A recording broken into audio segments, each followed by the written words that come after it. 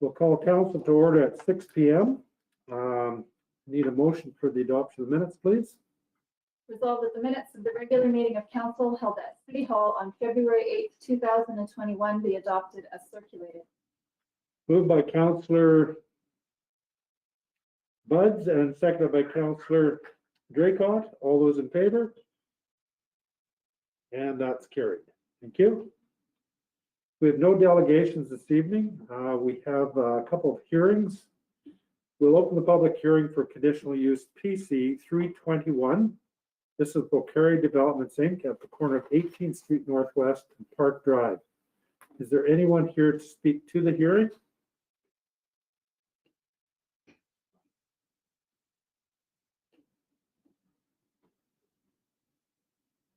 No one here to speak to the hearing. I understand there's a letter. There's a letter here from Mr. Bakari that I'll read out. Please. He said, "Thank you for reviewing my application. Sorry I could not be there for this meeting. I had a previous commitment I could not get out of. We are seeking to renew the previous zoning we had applied for and received. Plans are close to done and ready to submit for permits for the whole project, and we are excited about the mid-April start date to break ground on the project. I ask that you please approve the same plan we had submitted before, as we are planning on starting multiple buildings at once, possibly all as funding had been approved. These are challenging times for everyone, but we are confident in this project and Portage la Prairie and look forward to bringing good quality units for a reasonable price and contributing to the community around us. So we are asking for this approval so we can finalize our funding and break ground. Thank you. I don't see any issues and expect full cooperation from the city on this." And that's from Sid Bakari. Thank you. Need a motion to close the public hearing for conditional use PC 3-21. Be it resolved, and I so move that the public hearing for conditional use PC 3-21 for Bakari Developments Inc. on the corner of 18th Street Northwest and Park Drive now be closed. Moved by Councillor Meyer and seconded by Councillor Buds. All those in favor? And that's carried. Thank you. Okay, and thank you, Your Worship. In front of you from the Planning and Economic Development Committee for file number PC 3-21 is a request for conditional use. The issue is to allow a multi-family dwelling unit in a C3 Avenue commercial zone. As always, we have the alternative to approve the conditional use as it was presented, to approve it with conditions, or to deny the conditional use. Some of the background, and council will be familiar with this, is that Bakari Development Inc. has applied for a conditional use to allow multi-family dwelling units in a C3 Avenue commercial zone. The applicant did apply and receive conditional use approval for this property back in 2018, and the minute references are there for your reference. But did not act on the conditional use, so it did expire. City Council in the past has approved many similar requests, and there's a number of the minute references there for your information as well. This application, as in before, was circulated to the various city departments. There were no concerns. Public notices have been sent to all property owners within a 100-meter radius, and there have been no objections. But I'm sure as before, you'll see that CN Rail did have some concerns about the sensitive development and proximity to their lines, possibly because of the potential of conflicts between the proposed residential use and the noise and vibrations from the rail operations. There is a sketch and a site plan there that was for your reference as well. I won't go through all of them, but on the proposed site, CN did request the following: that there would be a safety setback. They also did request that the owner shall engage a consultant to undertake an analysis of noise and vibration. The owner shall also install and maintain a chain link fence of a minimum of 1.83 meter height along the mutual property line, although other fence styles could be considered. They also propose any alterations to the existing drainage pattern affecting railway property must receive prior concurrence. And then CN Rail would also have a clause or a caveat to be registered on the title for all units, with the text of the clause or the caveat as written below. So with that said, and it's the administrative recommendation, and I so move that the Council of the City of Portage la Prairie approve the conditional use application of Bakari Development Inc. to allow multifamily dwelling units in a C3 Avenue commercial zone on the property corner of 18th Street Northwest and Park Drive. which is legally described as lots 1 and 2, block 1, plan 1810, parish of Portage la Prairie, with the condition that the applicant follow the CN criteria for residential development next to the CN lines. Moved by Councillor Meyer and seconded by Councillor Buds. Any questions or comments on the motion? All those in favor of the motion? And that's carried. We'll open the public hearing for excess animal permit 2021-01, and this is for Bennett at 19 Phoebe Street.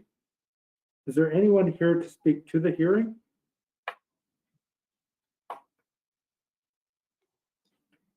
I understand there's a couple of letters. Yes. They be read into the record. The first letter is from Ralph and Trudy Allen. I'm responding to the application for excess animal permit, City of Portage la Prairie Animal Control Bylaw 16-8647, Article 5, requested by my neighbor at 19 Phoebe Street in Portage la Prairie. I am aware that the neighbors already have animals at their residence. I strongly disagree with this request. There is already a huge problem with cats roaming in the area. I have tried many times in many ways to discourage cats from accessing our yard as their toileting preference and regular traveling route. Routinely, cats are in our carport, on our front stairs, on our deck, in our gardens, in our hedge, and at times at all hours of the day from early morning until late at night. I've tried many so-called remedies in my gardens to discourage the cat's toileting usage to no avail.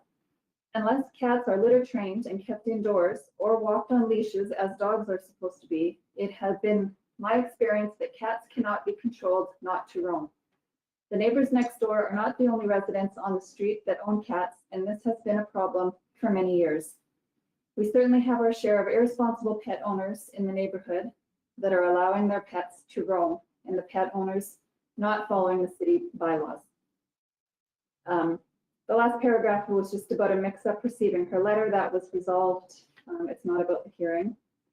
And she finished with, thank you for your consideration, Trudy Allen of 17 Phoebe Street. And the second letter is from Sharon Merkin to City Council. I'm writing in response to the notification that was sent out by Phil Carpenter, Fire Chief, Director of Public Safety, regarding the application of a special permit for a neighbor on Phoebe Street to house 1 dog and 3 cats. I do not normally respond to situations such as this. However, repeated issues with neighborhood cats has compelled me to do so. I take pride in my home and love my neighborhood. I am not writing in malice, but rather in frustration at the constant parade of cats that are being irresponsibly cared for. There are a number of cats that roam freely on my street. Some neighbors will let them roam around all night and house them only during the day. Other neighbors let them roam freely at all times. I have cats defecating in my flower beds and garden regularly in the spring and summer, and I'm left being the one responsible for cleaning up their messes. And while I don't know how the applicants will care for their animals, the prospect of having more felines wandering the neighborhood, damaging my property, and creating more work for me is one that does not appeal to me. Once again, I do not wish my neighbors any ill will, but had to voice my opposition to the request. Sincerely, Sharon Merkin. Okay, thank you. Need a motion to close the public hearing for excess animal permit. Bennett at 1980. Sorry. Sorry, go ahead, Councillor Knox. Be it resolved that the public hearing for excess animal permit for Jackie Bennett, 19 Phoebe Street, now be closed. Moved by Councillor Knox and seconded by Councillor Wall. All those in favor? And that's carried. Thank you. So before us, we have the issue as to whether or not to grant Miss Jackie Bennett an excess animal permit, which will allow her to house up to 1 dog and 3 cats at her residence at 19 Phoebe Street, Portage la Prairie. Animal Control Bylaw 16-8647, Section 17, Article 5 states that no person shall own, harbor, keep, or have in his/her possession or control of his or her premises more than 3 dogs or 3 cats or a combination of both over the age of 6 months without obtaining an excess animal permit. The applicant has applied to be allowed to keep 1 dog and 3 cats at her residence. Letters were mailed January 19th, 2021 by regular mail to neighboring property owners within a 100-meter radius of the property. The applicant and property owner was notified at the time by registered mail of the hearing date. She was advised the hearing is scheduled for 6 p.m. on Monday, February 22nd, 2021, and all neighboring property owners have the opportunity to provide City Council their views in writing prior to the hearing date, or to make arrangements to appear and voice their opinion at the hearing on the proposed application. Kyle Adamski, the animal control officer, conducted a site inspection of the property at 19 Phoebe Street on January 18th. He found the property to be a bi-level home with a finished basement and fully fenced backyard. He stated the house was clean and odor-free with 3 litter boxes. He stated all were rescue animals, spayed or neutered, and appeared to get along well. He recommended approval of the permit. I so recommend that the City of Council, or I so move that the Council of the City of Portage la Prairie approve the excess animal permit application of Miss Jackie Bennett for 1 dog and 3 cats at the property known as 19 Phoebe Street. Moved by Councillor Knox and seconded by Councillor Wall. Any questions or comments on the motion? Councillor Wall? I'm just wondering, based on the dates and the inspection and so on, these folks already have excess animals when they make this application and hope to get it, or are they waiting until they have such a permit before they have excess animals?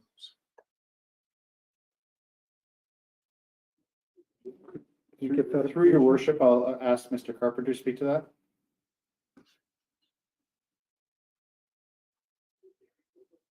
Yes, so they already have these animals at the resident and then applied. Thank you. And Councillor Knox, you had a question? Yeah, do we happen to know how these, I mean, I know it says that these are rescue animals, but how did these people end up over the limit for our city? Were they unaware of what our bylaw was, or how did they come to have 4 animals in their residence?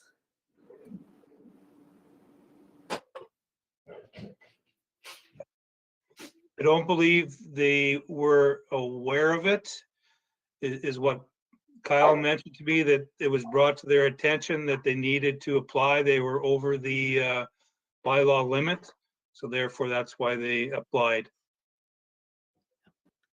I'll just mention again, and this came up at the last time we did one of these, is I just encourage residents when we have a public hearing like this is to attend this meeting so that we can ask them questions about how they got into this situation, because it's hard to make a decision on something like this when we don't really have all the background.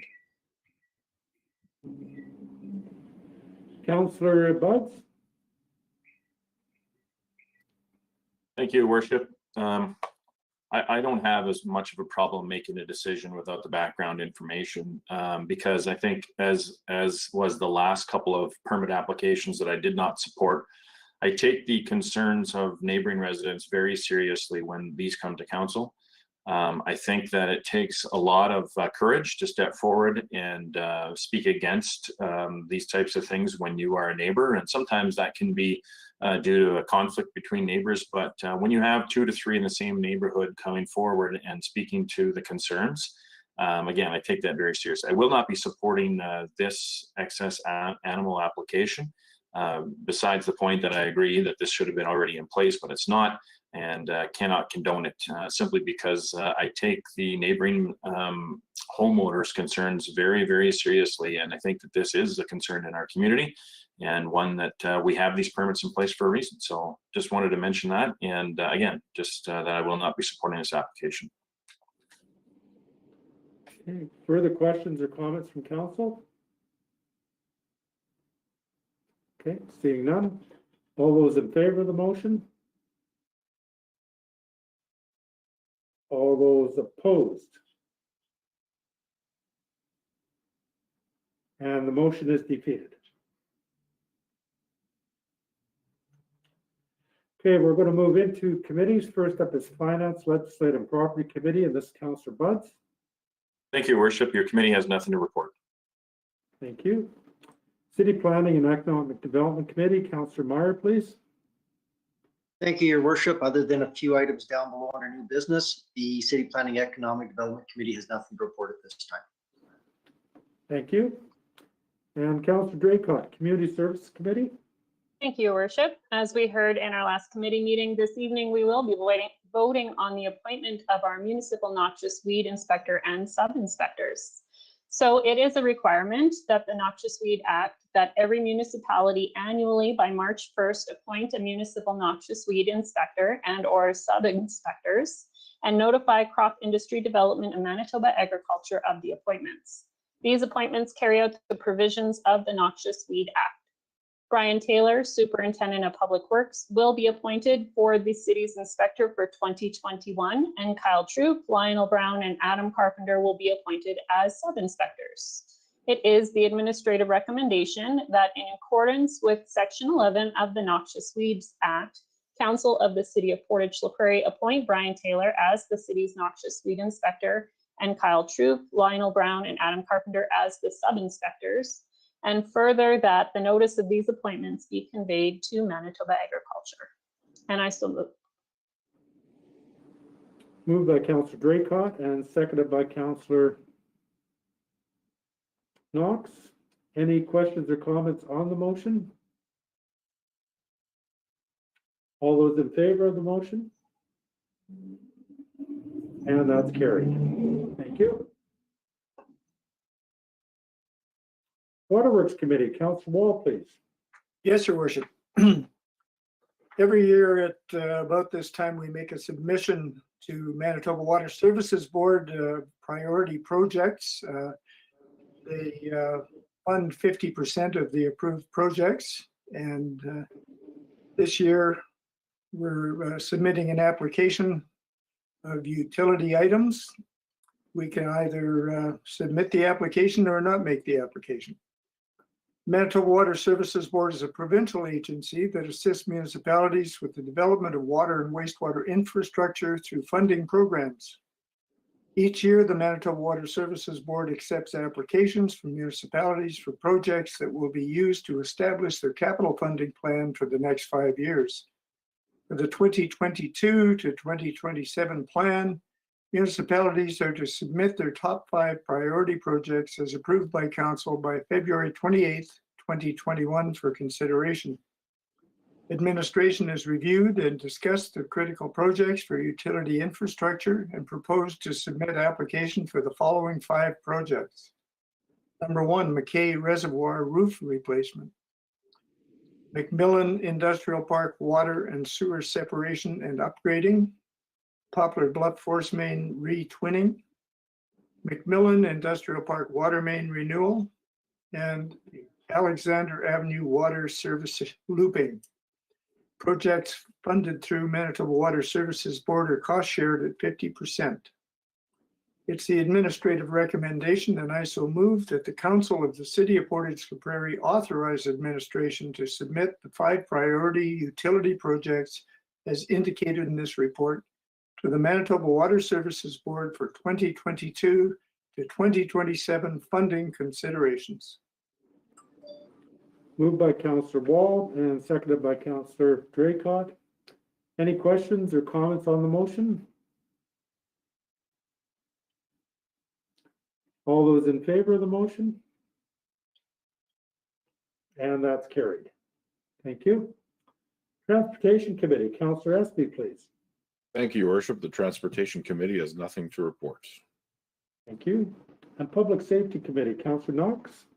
Thank you, Your Worship. Nothing from the Public Safety Committee tonight. Thank you. We have no deferred business this evening. However, we have a number of pieces of new business.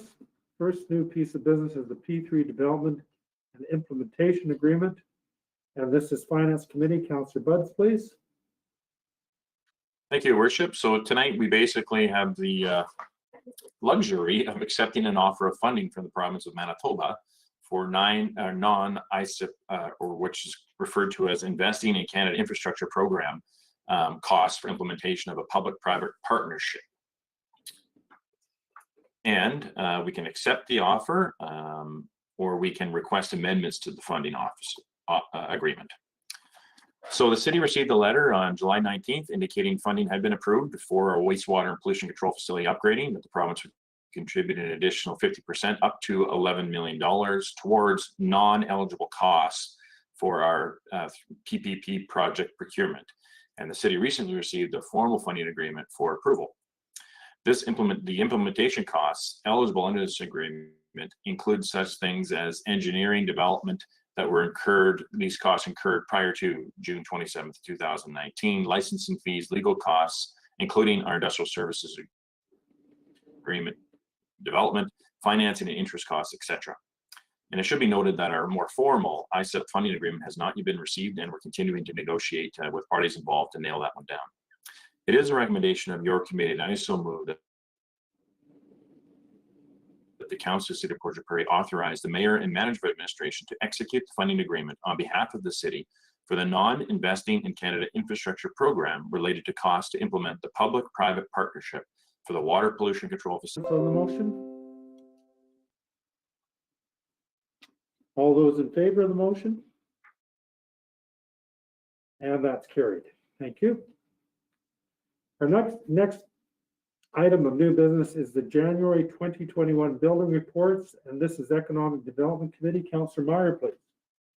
Thank you, Your Worship and Council. As usual, these are the building reports for January 2021. The first report, of course, gives you the breakdown of the city and the RRM separately, but as usual, I draw your attention to the combined report, as we like to treat this more regionally. So even though we're only through 1 month through the year, I know it's been very busy for the planning district, you will see that the total permits are, although maybe down just a little bit, the dollar value is up, and specifically for repair of industrial and institutional properties. So we were 4.1 million this time last year, 4.6 million this year. So we've got 11 months left in the year, and we're already moving ahead at that point. So we draw whatever celebration we can at the time. So any questions on that? And that, Your Worship, is the end of my report. Thank you, Councillor Meyer. We have one item of old business, and this is the short-term borrowing bylaw, 21-8719, and this is Finance Committee. Councillor Butts, please. Thank you, Worship. As I did at our last council meeting, although I do not have a personal conflict here, I will definitely remove myself from this discussion as the perception of conflict of interest and turn this over to Councillor Espy. I will now leave the meeting.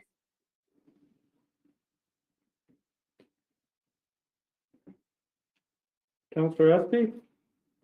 Thank you, Your Worship. This is the short-term borrowing bylaw 21-8719. The City of Portage la Prairie has a line of credit for up to $3 million from our financial institution, of which any amount up to this limit can be drawn on to fund short-term cash resource gaps. There could be occasions where the line of credit is used to fund capital projects until debenture debt is in place and issued. Administration has been accustomed to returning to council annually for approval of a borrowing bylaw for this purpose. To add efficiency to the process, the city's financial institution has agreed to accept a bylaw that would expire with the city's banking services agreement. This agreement expired January 1st, 2021, and has been renewed for 3 years. This is a provisional borrowing and has been exercised not been exercised in many years. Should this funding choice be exercised, interest charges would apply. It is the recommendation, and I so move, that bylaw 21-8719 in support of a $3 million line of credit with the city's financial institution for the period up to January 1st, 2024 be given second reading. Moved by Councillor Espy and seconded by Councillor Wall. Any questions, comments on the motion? All those in favor of the motion? And that's carried. And that bylaw number 21-8719 be given third reading, finally passed, signed, and sealed. And I so move. Moved by Councillor Espy and seconded by Councillor Wall. All those in favor of the motion? And that's carried. Thank you. Can you ask Councillor Budds to rejoin the meeting? I will, Your Worship.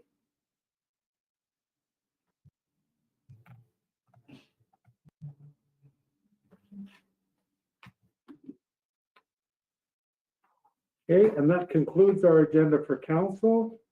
So council is adjourned at 6:25 PM, and we're going to move right into committee.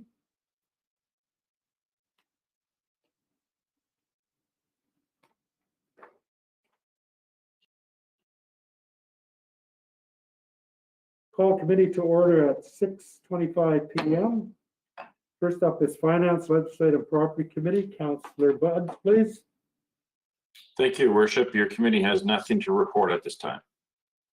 Thank you. City Planning and Economic Development Committee. Councillor Meyer, please. Thank you, Your Worship. The City Planning and Economic Development Committee has nothing on the meeting agenda for tonight. Thank you, Councillor Meyer. Community Services Committee. Councillor Draycott, please. Thank you, Your Worship. This evening, we do actually have a presentation. We have a couple of members of the local immigration partnership present, the local immigration partnership here to make a presentation to us in regards to housing working group. So I welcome you to our council meeting. Feel free to join us and share your information with us. Hello, thank you, Council, for letting us speak here. And I've submitted a letter to all of you, and instead of reading it, I trust that you'll read it when you have some time if you haven't already. So instead, I'm just going to talk, and you guys can ask questions at the end if you want, obviously. So as Councillor Draycott said, we're from the local immigration partnership housing working group.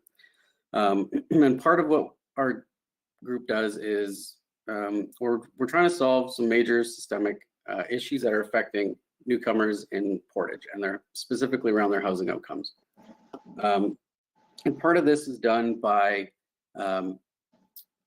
bringing in some programming that was previously only available in Winnipeg, specifically microloans and things like that, so people can get started with their housing. Part of that is done through advocacy, and part of it is done through research, but part of what we do is we apply for programs and grants and things like that at a federal and provincial level that we're trying to bring into our community. And this was done in the past. We applied for a program through the province that would have basically been free money for people who are looking to buy a house for the first time. You know, that's not just newcomers. That would have been all Portagers. But our application was not approved on the basis, well, they said that what would have pushed it over the top is if we'd had a municipal housing strategy. So we were not able to go through with that program. And there is another $450 million available for similar types of programming like that in the province. And in order for us to access some of that money and bring that money to our community, the creation of a municipal housing strategy would be very beneficial to that. But housing, as I'm sure you're aware, is not only a economic issue. And as you'll see from the signatories on the letter, people that are on the Local Immigration Partnership Council, that some of the quickest people to sign this letter were with the RCMP and with Southern Health, because housing is a safety issue, housing is a social issue, and you know, it's something that affects all Portagers for the most part. Another aspect of our working group that we've recently undertaken is consultations with newcomers. And by far, newcomers are happy with Portage. Newcomers love it here in Portage. They love the community. They love all the opportunities for new jobs. And the city has a lot to be proud of in terms of bringing good jobs to the community. But as part of these consultations, the overwhelming consensus was that the number one issue is housing. So people can get jobs and they can, get their kids in daycares and schools and everything's fine. But there's a distinct lack of good quality affordable housing in our community, or at least a good way for newcomers and other people to access that housing.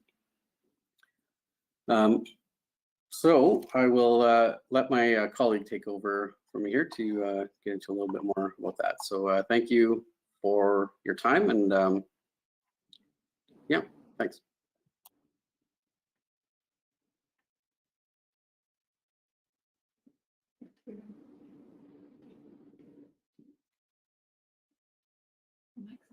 Sorry, we're currently having issues hearing the speaker right now.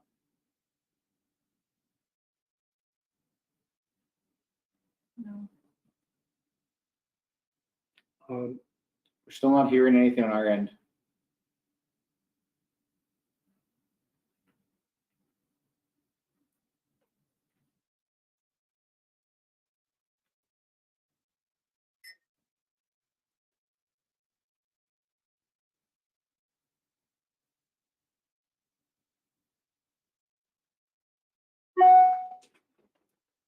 So we are still not able to hear you on the feed right now. Darren suggests he logs out of the meeting and back in. So we just had suggestion from our IT support team that if you wouldn't mind logging out and logging back into the meeting, maybe your sound would work again. And perhaps Mr. Body could speak while you're doing that. Or Mr. Till. Okay.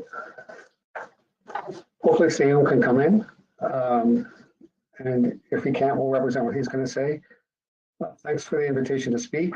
It's really great to see through your committee work and everything you guys do, all of you do, how strategic you're being, and that's really exciting. What we're coming here with and what my ask is about is through observations and conversations in the community, also research called Staffing the Crisis by Stephen Hodges. And through the work we've done with newcomers and with other people groups in Portage la Prairie. The main thing I want to say is that this is not a newcomer issue, it's a Portage la Prairie issue. And if a community is not welcoming for all, it's not welcoming for anyone. So please think in terms of Portage la Prairie.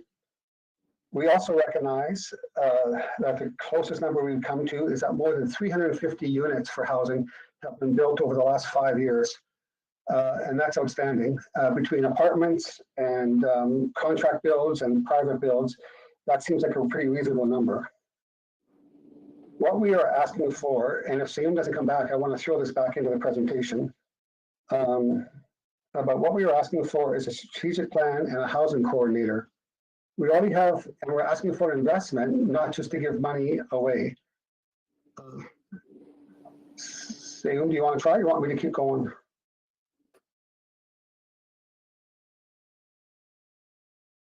I'll keep going, Sam, and if you want to interrupt me. We already have models in the city, and the best one is PCRC, where you provide some core funding, and they've leveraged that into millions of dollars or hundreds of thousands of dollars for the city.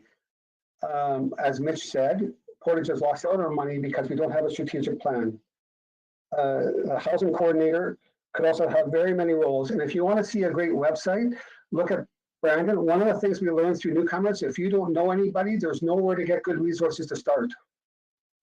All the ones that were successful early had friends here or contacts here, sometimes professional or sometimes community or people they knew. Go to Brandon on their city website. They have all kinds of housing resources there. And that's a really good model for us. And many newcomers look to the city website when they're considering moving to Portage la Prairie. The other role of the housing coordinator, though, besides building the website, could be help to research and be strategic about housing incentives per doors. Other cities have given like $20,000 or $25,000 on the size of the house and encourage builders to build this. with the thought of strategic plan in mind. Another role of a housing coordinator is to help contractors get through the permit process and get quicker builds faster. Also to continually access and look for government money. With all your other work you are doing, it's obvious how strategic you are. Do you imagine if we did waste like we did housing and I just threw my crap out my back door? That would not be okay. Or if we did budget and whoever came along first just did that. There's a lot of potential here and a lot of research out here. And it'd be time to take Portage into the, this would help to take Portage to the next step. There are people driving out from Winnipeg on a daily basis for minimum wage jobs because there's no housing in Portage la Prairie. And we're also losing those tax dollars. My final thought is, please remember, you're the boss of the budget. The budget's not the boss of you. It's a created document. It's not even on paper anymore. It's on Excel spreadsheets and you can change numbers in a click of a button. I do it every day. And so if now's the time to move, let's take advantage of it. And the pandemic has taught us that governments can make decisions in a second to meet needs and to move different directions. I am done.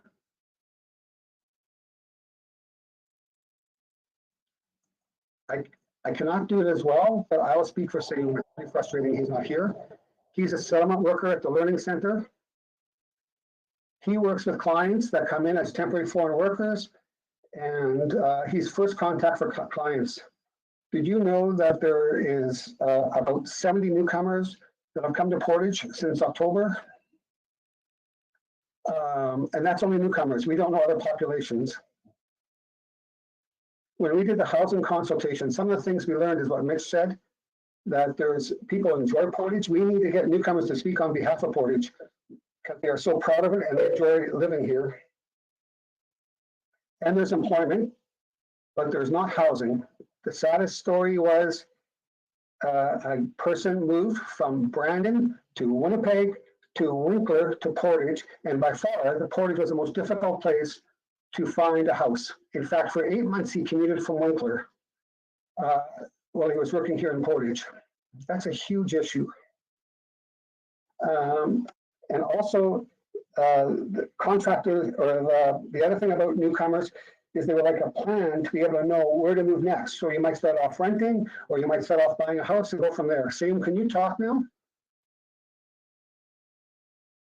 Still not. He's much nicer and much more articulate than me. We ran these consultations. It was 2 groups plus surveys, and we learned things that we could never imagine. And in the next couple of weeks, we're going to have the reports for you from and for the public for the consultations. This is a serious issue and takes Portage into the next step. And again, there's not any other part of city life that you would not consider being strategic and moving forward with. Thank you.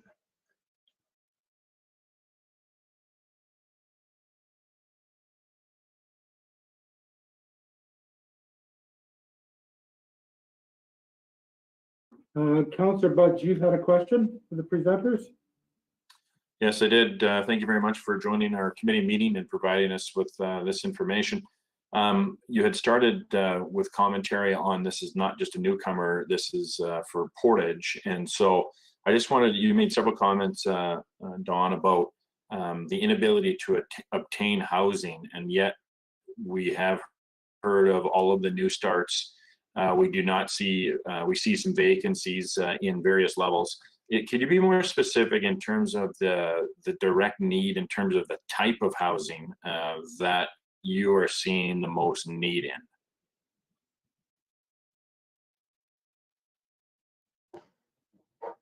If I want to speak to this, please do. It's a plan though where people, like renting is expensive in Portage. And you rent and not for lots. There are waiting lists in the newer buildings. When newcomers come, they're often underemployed because they don't get into Canada without their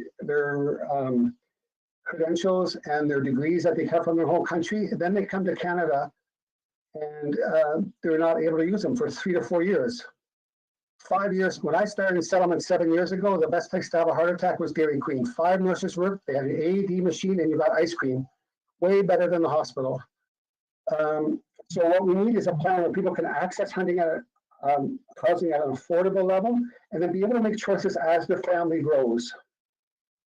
So I guess, sorry, yeah, I guess I just was looking for, is this an affordable housing strategy? And the definition of affordable means something to everybody else, but I still get back to the question of there seems to be some vacancy, but yet you say people can't find a home. So there has to be matching up the needs and the inventory.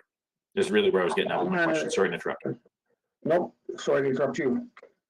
Just talking to a realtor today on the new apartment builds and stuff like that. There are waiting lists now for people to get in. So I don't know where the vacancies are. The other thing that could be really great, in Steinbach they've done it, in Maple they've done it. They build new housing in duplexes because it's a little bit cheaper, and people buy those houses, and then they can start going to other houses if they want, but it gets them into the housing market faster.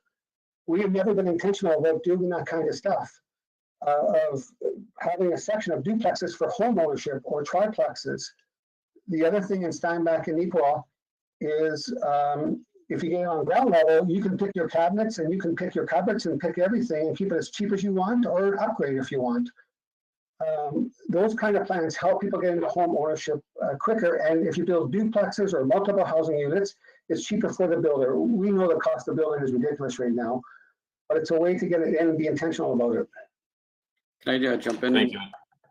I just had one follow-up question there in terms of your comments about a regional or Portage perspective. I completely agree with you, and we see the signatories, and you said the RCMP were one of the first here. Okay, can you hear me now, or? Yeah, we missed part of what you were saying. Can you hear me okay? Now we can. Okay, I'll just quickly.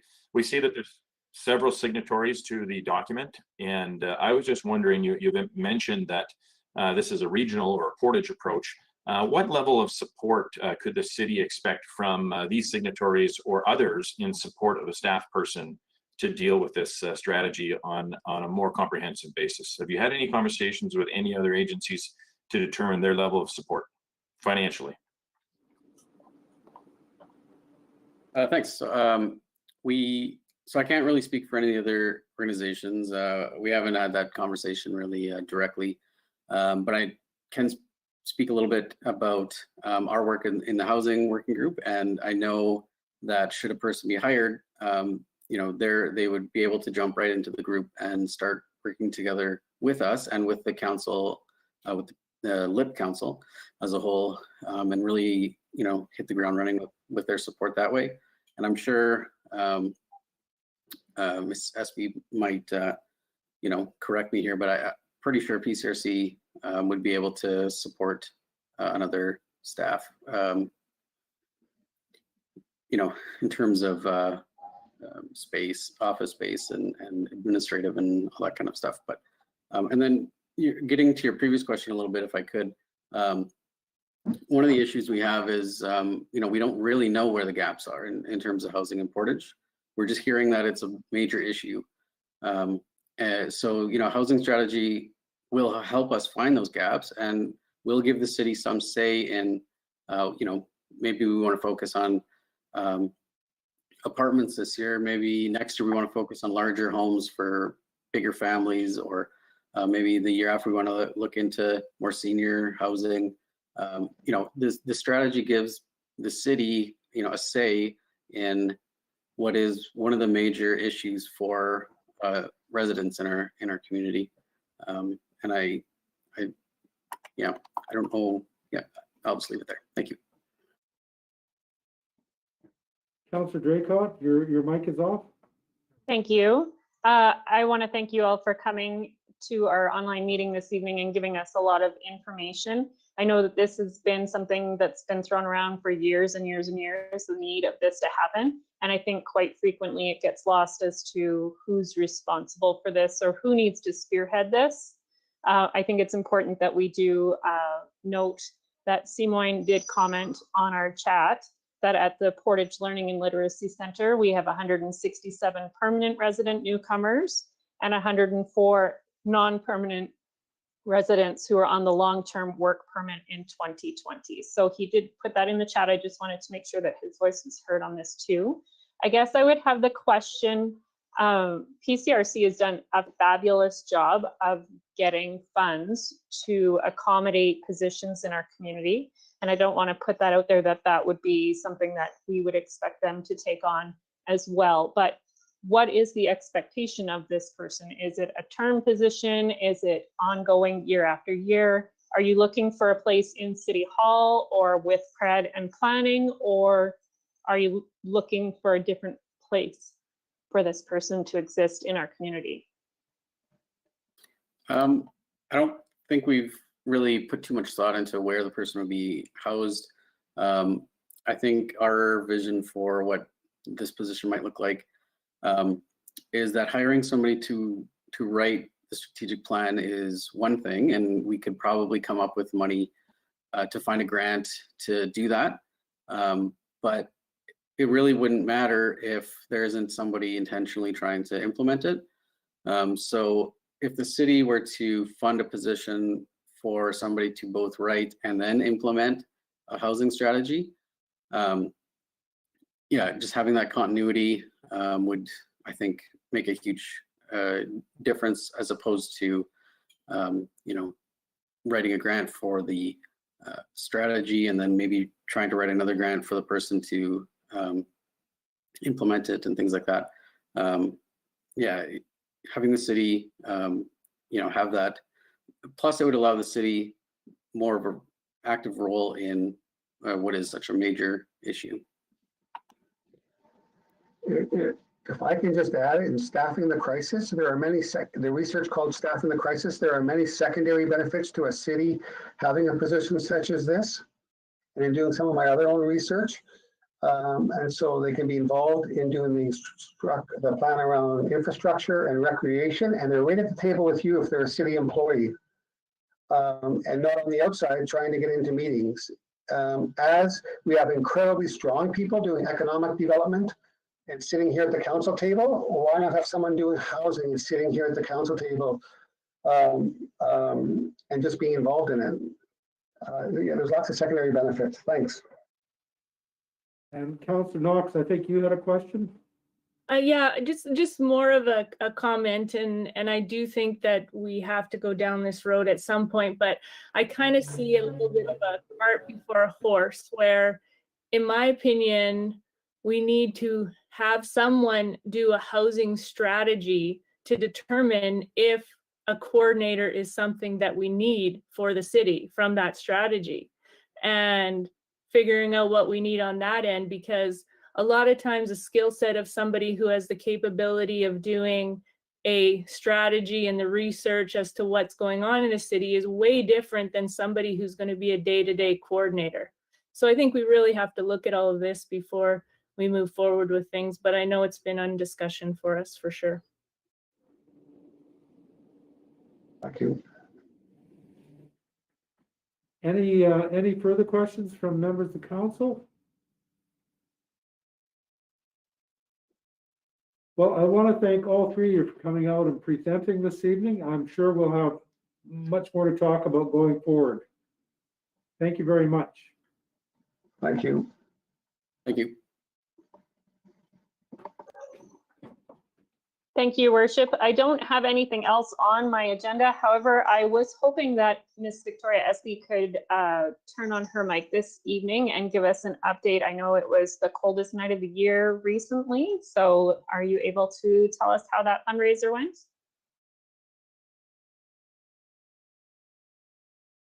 Yes, I am. Good evening, everyone. So I do want to update members of council and the community on coldest night of the year. So this was the first fundraiser that we held to support the Portage Community Shelter. It took place on February 20th, which was not the coldest night of the year. I think it was +6, which was great. We had 86 walkers join the fundraiser. That was 22 teams, and I'm just so blown away, but I think after all of the pledges are collected, we will have raised $60,000 for the Portage Community Shelter. It is unreal. It's by far the most successful fundraiser we have ever held, and the support from many members of council, the support from the businesses in the community, and our residents here was overwhelming. We are so humbled, and for every $500 we raised, we're able to keep the shelter open one more day. It was a tremendous success, and from the bottom of our hearts, thank you, and we cannot wait to host it again next February. Thank you so much. Wow, congratulations. I've had conversations with people lately who are not from Portage, but now currently reside in Portage. And the common thread that I hear is that the compassion and the giving of our community is so epic. And even in a year like this, I think it is congratulations to everybody who took part in that and who donated to it. It's just a great fundraiser. Thank you very much, Worship. That's all I have this evening. Thank you, Councillor Draycott. Councillor Wall, Waterworks Committee, please. Yes, Your Worship. We have coming to council at the next meeting a report summarizing the annual land application of biosolids. The 2020 land application of biosolids was successful, with 904 dry tons of material being injected to farmland on 2 different partial sections of land within the RM of Portage. Compliance with all aspects of the license were achieved, and there were no spills or concern. So have a look at the report, and we'll bring that to council next meeting. Thank you, Councillor Wall. Transportation Committee, Councillor Espy. Thank you, Your Worship. The Transportation Committee has nothing to report. Thank you. And Public Safety Committee, Councillor Knox. Thank you, Your Worship. Your Public Safety Committee has nothing to report tonight. Thank you. And committee is adjourned at 6:51 p.m. Thank you for coming out, everybody.